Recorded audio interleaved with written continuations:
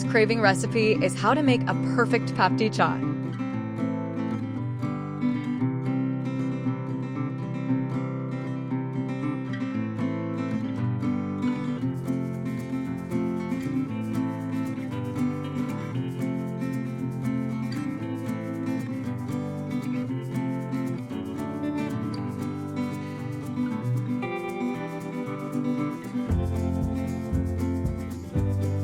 Now let's bring in some soft, tender boiled potatoes.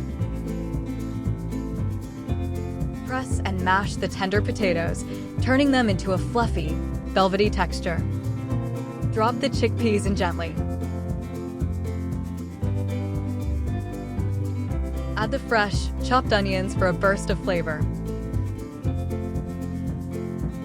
Gently add the tomatoes, bursting with freshness and flavor. Sprinkle in a pinch of salt to enhance the flavors. A pinch of chaat masala brings instant flavor. Add cumin powder to enhance the aroma and taste. Mix it well. This is where the magic happens, flavors blending just right.